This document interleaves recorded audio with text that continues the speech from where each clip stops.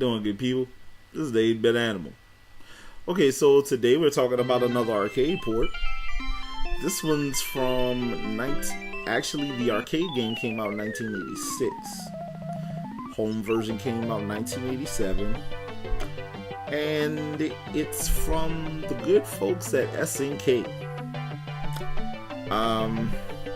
It's a side-scrolling platformer, which they didn't do a lot of those, and playing this, you can kind of tell why. It's one of those really early titles that featured a female protagonist. Sadly, though, this one is nowhere near as good as other titles with female protagonists like The Guardian Legend, Mario 2. It's nowhere near as good as those. So, yeah. Today's game is Athena. Okay, so while this game's called Athena, and we all know that Athena is the Greek goddess of wisdom, it has very little. There's no actual setting as far as ancient Greece within this game. It just borrows a lot from Greek and Roman mythology.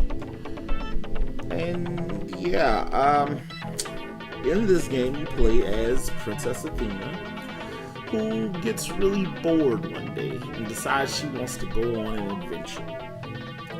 And she goes into the basement of her castle, or of Castle Victory, the castle where she lives. And she opens the door, which should never be opened. I don't know why that door is there. Door probably shouldn't be there. Whatever. But she enters this door, and she ends up in this strange place. Now, the game itself contains 6 worlds. Each world has a boss at the end. And then there's the final boss, Emperor Dante, I believe his name is. Well, yeah, this game,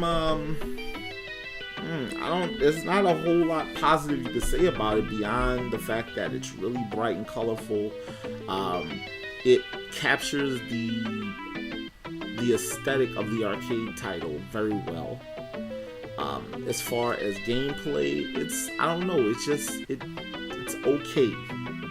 It's on the bad side of okay, I should say, because it's really a mediocre title.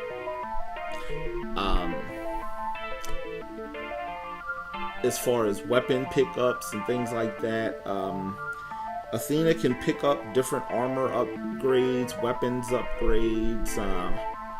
She can pick up life pickups that boost her health.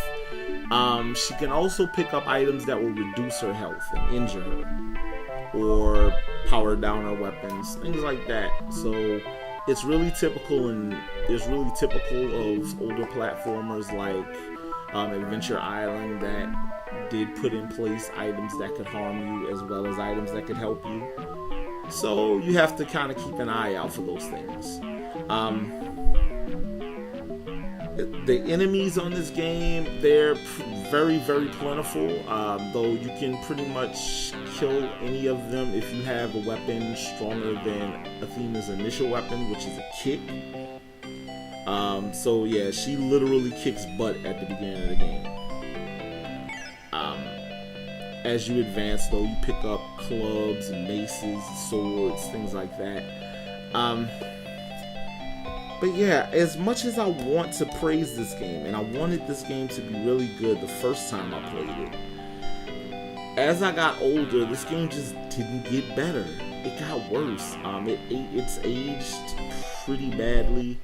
Though, like I said, it's not a terrible game. It's just amazingly mediocre. The arcade title is a bit better. Though a lot of people in America don't really remember the arcade title.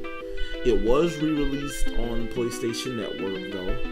So if you have a PlayStation 3, that still has those old SNK arcade titles on it that were put out around 2011, 2012, you should look for it and see if there's a demo there for you to try it out. The soundtrack, I actually prefer the NES soundtrack to the arcade version, so there's a positive for this game. I enjoyed the soundtrack for the NES version more. And yeah, it's just one of those games that, you know, unless you're a big collector of SNK stuff, it's really not worth it to pick it up. I really wish that Psycho Soldier would have been released in the US though, because that is a much better title than Athena is. This has been the 8-Bit Animal, and I'll catch you beautiful people tomorrow.